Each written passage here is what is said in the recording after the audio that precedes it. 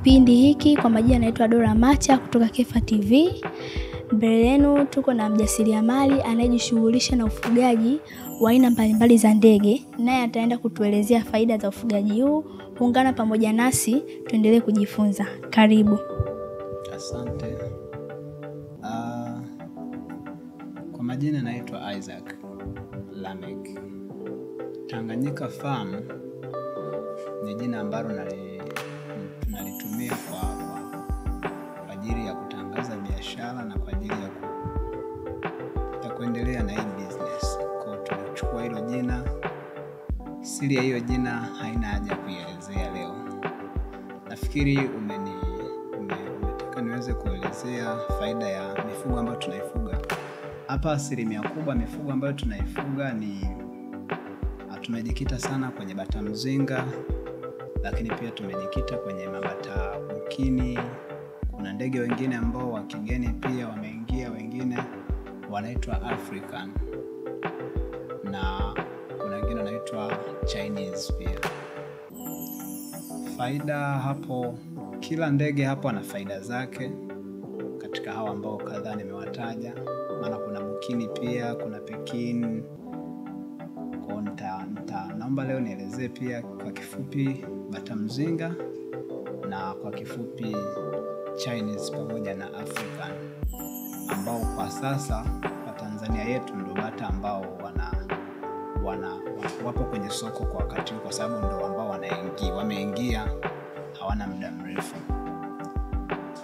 Kwa bata mzinga faida ipo kwa sababu bata mzinga unafaidika katika sehemu nyingi. Kwenye kuuza mayai, kwenye kuuza bata mwenyewe, lakini pia kwenye kuuza vifaranga.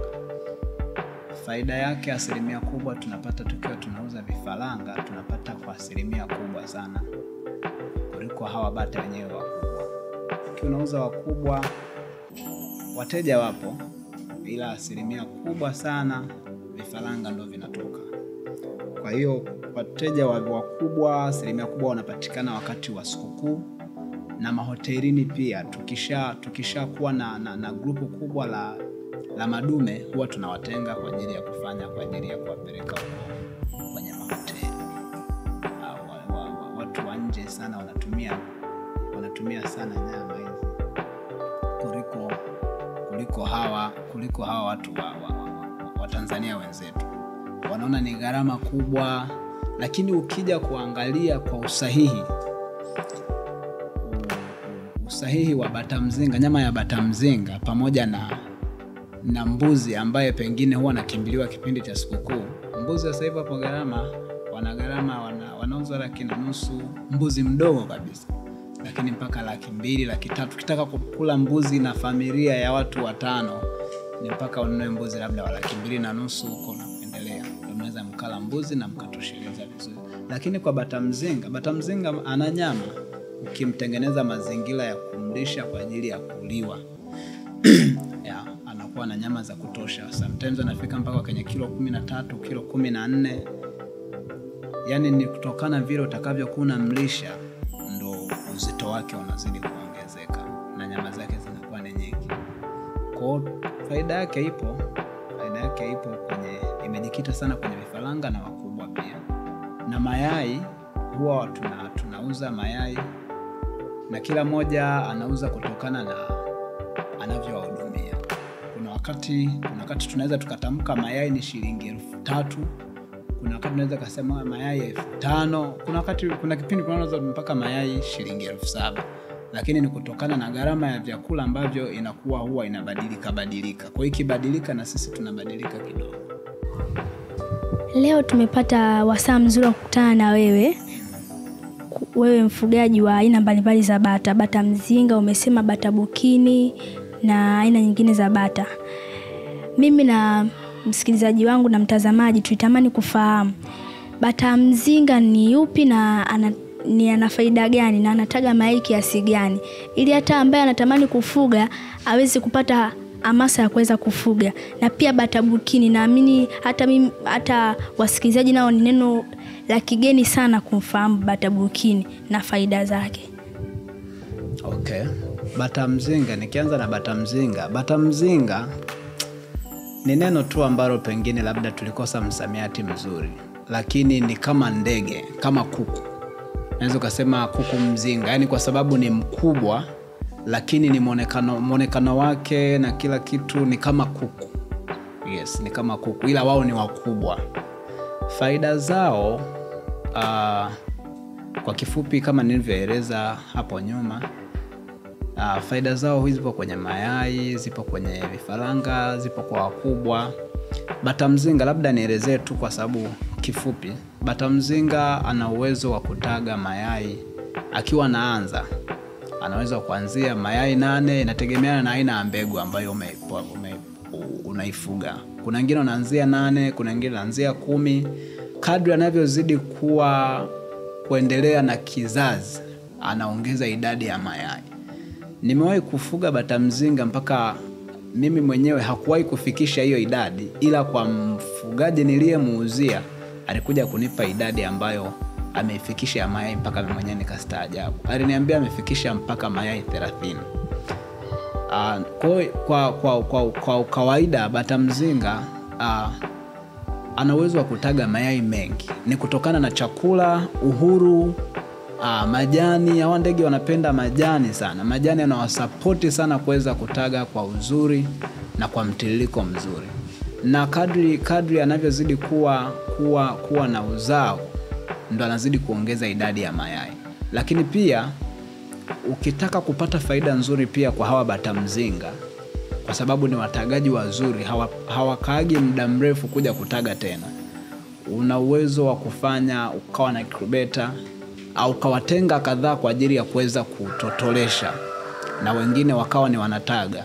Kwa ni vyovyote vile utakavyotengeneza mazingira, kwa sababu hawa ndege tunawafuga kwa ajili ya maendeleo. Hatufugi ili tuishi nao tu. Tunafuga kwa ajili ya maendeleo. Sasa ukiwa unatazama kwa ajili ya maendeleo, lazima uweke mikakati. Lazima uwe na utundu wa namna ambavyo unaweza kusaidia kuzalisha kwa wingi. Tofauti. Lazima uwe mjanja. Kwa hakuna mbinu moja.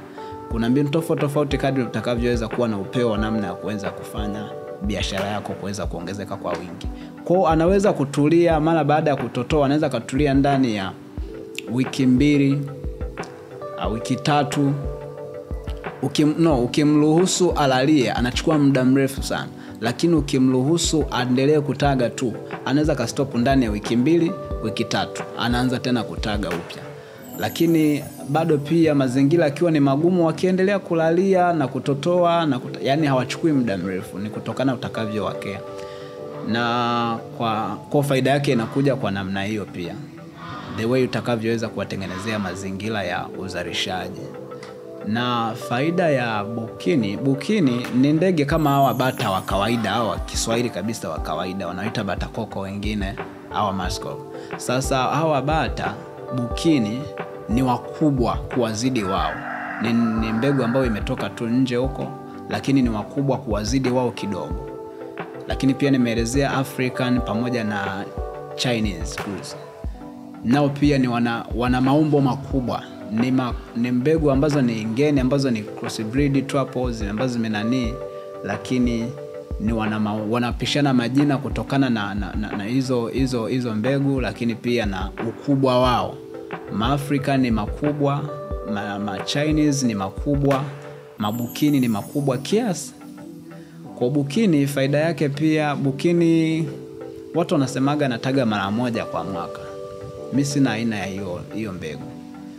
Wapo niliokuaga nao walikuwa wanataga mara 2 kwa mwaka, yalikuwa ni mambegu makubwa. Sasa unajua unavyokuwa na mbegu kubwa, hata uzalishaji wake pia unakuwa ni wa mchakato wa muda mrefu kidogo kwa sababu ya ukubwa wake. Kwa hiyo sisi tuko na size ya mbegu ya kawaida ambayo kwa mara 3, mara 4 kwa mwaka wanataga. Kwa faida yake ipo. Na bukini anaanza kutaga mayai kuanzia mayai hivyo mayai 8 na kuendelea. Kadri anavyozidi kuongeza kizazi, anaongeza na idadi ya mayai mpaka mayai 12, 13. Yes. Na kwa African wanataga kuanzia mayai 10, 11, lakini pia kwa mwaka wanaweza kutaga mayai 40 African moja. Na Chinese wenyewe ndo wana uzao mkubwa zaidi pia, kwa sababu wao wapo kama wanatabia kama za kanga. Wakianza kutaga kuja kustop wanachukua muda mrefu, almost miezi 3, 4. Mwingine juzi nilikuwa napata ushuhuda kwake pia, maana mimi huwa ninajifunza pia hata kwa wafugaji wengineo pia. Bado sijajitosheleza kusema kwamba huwa najifunza kupitia hata wafugaji wenzangu wengineo, kwa sababu hawa ndege wanakuwa kwa mtindo fulani kutokana na namna ambavyo umewatengenezea mazingira wewe. Ndio maana wengine wanasema mimi kwangu hatagi, lakini unakuta akimuuza huko wanakuja kumpa ushuhuda kwamba ametaga bana. Kwa ni kutokana na namna ambavyo unaishi nao. Kwa kuna kujifunza kila leo na kuchukua technique kutoka kwa watu tofauti tofauti. Kwa bata Chinese anataga kuanzia miezi 3, yani ana uwezo wa kutaga miezi 3 mfululizo na miezi 4. Akitaga leo, kesho atage mpaka kesho yake tena. Kwa hiyo unakuta anachukua muda mrefu. So unakuta yani na vifaranga vyao ni bei ghali. Wengine wanauza 100,000, wengine 1,500,000, wengine 200,000. Na Afrika nao wengine wanauza kifaranga 300,000, wengine 350,000. Wakubwa nao wengine wanauza pea Afrika wanauza 1,000,000, 500,000, wengine 2,000,000. Yaani kila mmoja kutokana na namna anahudumia, lakini na namna ambavyo yeye aliweza kuwapata kwa hiyo bei ambayo mpaka nashawishika na yeye auze hiyo bei ili kuweza kupata faida. Sababu hii mifugo tunafuga kwa ajili ya maendeleo, sio kurudi na sio kuishi nayo. Tungependa utushauri sisi vijana tunaendelea kukua, kwa sababu wewe bado ni kijana na umeshaona mafanikio ya kufuga hawa bata. Je, ungependa kuwashauri nini wale vijana wanaokufuatilia na hata wazee ambao wamestaafu, nao ni biashara nzuri ya kuendelea nayo? Okay, mimi ni washauri wa Tanzania ama ni washauri vijana wenzangu ambao pengine tunasubiri labda mitaji mikubwa.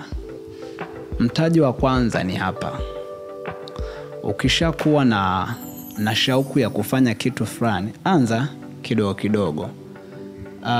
Mimi nafikiri mimi nilivyoanza, nikisema nielezee nilivyoanza, unaweza kaniona ninakutania, lakini tumezoea hivyo, lakini huwa tuko hivyo. Yaani maendeleo yanakuja kwenye kuthubutu.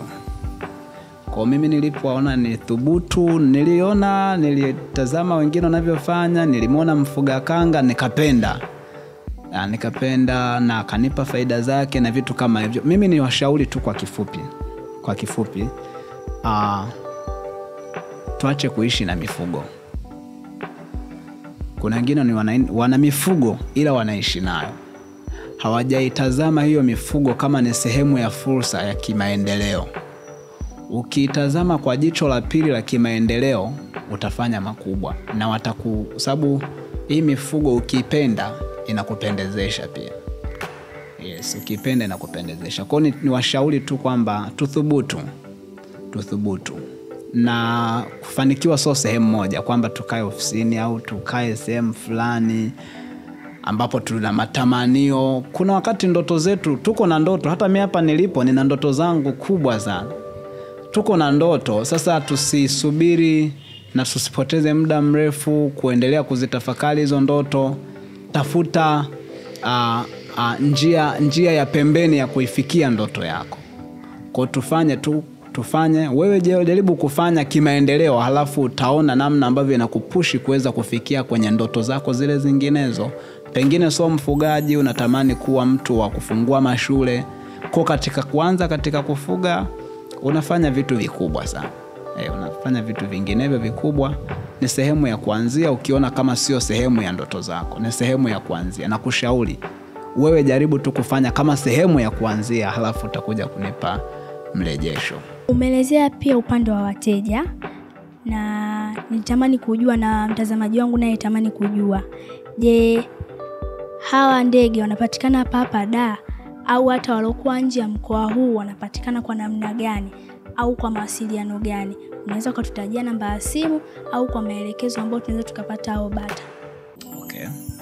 Kwa habari ya kuwafikia wateja, tunatumia njia ya kusurprise sisi wenyewe kwa watu ambao wako hapa, lakini kuna wengine wanatamanigi waje kuangalia, waje kuchukua, pengine wanatamani wapate na elimu pia.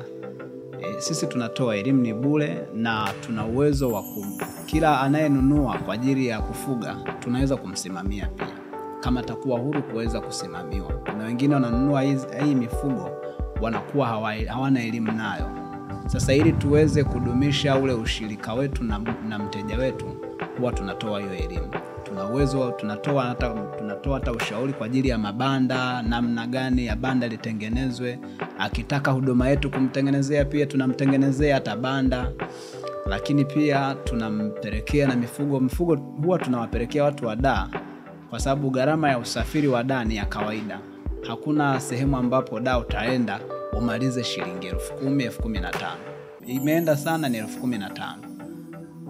Kwa maeneo labda Kibaha huko, labda siji wapi huko ni mbali, unaweza kugharimu shilingi 15,000. Lakini asilimia kubwa nauli ni shilingi 5,000, 6,000, 5,000, 6,000 inacheza humo. Kwa tunamfikishia, sisi mteja kwetu ni mfalme. Tunamfikishia popote pale. Akisema tukutane sehemu fulani, bado pia tunafanya. Kile alichokichagua kutokana na namna ambavyo amekipenda, hicho ndo ambacho tunampelekea. Na kama akiona kuna nafasi ya kuweza kufika, anafika, anakaribishwa pia. Anakaribishwa. Na vipi kuhusu nje ya mkoa huu? Okay. Mikoani huwa tunatumia mabasi. Ikishindikana mabasi, tunatumia malori. Ikishindikana malori, tunamsikiliza yule mteja pia. Maana kuna wengine wanakuambia kuna mtu atakuja, naomba mkabidhi huyu, mzigo nafika. Na watu wa mikoani asilimia kubwa tumekuwa tukifanya, sisi ni waaminifu, tumekuwa tukifanya business ya wanatutumia fedha, tunawatumia mzigo. Wengine huwa wanapata tashushu kidogo. Na mimi ili kuweza kuweka mazingira vizuri, kwa sababu matapeli wamekuwa wengi wakati huu. Kizazi hichi kimekuwa ambacho ni kizazi kisichoaminika sana.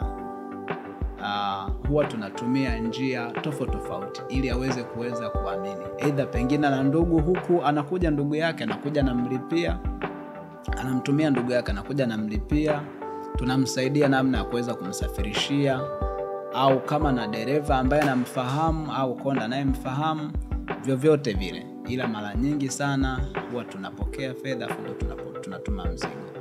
Tutaangalia hapo mbeleni kadri tutakavyoangalia uaminifu wetu na huyo mtu pia, ndio tunaweza tukaangalia kwa namna ya kusaidiana. Kwa sababu kuna asilimia wengine tulikuwa tukifanya hivyo, tunawatumia mizigo, unakuta ni hawapokei kwa wakati ule mzigo, alafu mwisho wa siku unakuta labda pengine anafia kwenye gari au pale kituoni, anakaa muda mrefu, mpaka anakuja kumpokea ameshachoka ule mfugo muda mrefu. Kwa ili awe makini, fedha yake ifike kwetu pia.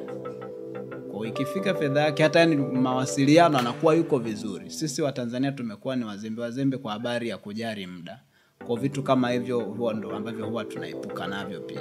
Wengine wanakuwa ni changamoto kwa namna hiyo. Kwa unakuta akishampokea ameshafariki, hawezi kukupatia hiyo pesa tena. Na kama atakupatia labda pengine ni nusu, mnagawana. Sasa na ukiangalia, ukichunguza, uzembe ni wa kwake. Kwa akiwa na ameshatanguliza fedha pia, imekuwa ikiwasukuma kuweza kuwa serious. Lakini mikoani tunatuma na ni waaminifu. Na tukishafahamu yuko mkoa fulani, wakati mwingine tunampa na ushahidi wa mtu ambaye yupo mazingira ya huko, apate kumpa ushuhuda juu ya huduma yetu. Yes. Na kwa mawasiliano tunakupata kwa namna gani? Kwa mawasiliano tunatumia namba ya Airtel, tunatumia namba ya Voda, na zote ziko WhatsApp. Namba ya Airtel ni 0686130790. 0686130790. Namba ya Voda 0768787376. 0768787376. Asante sana.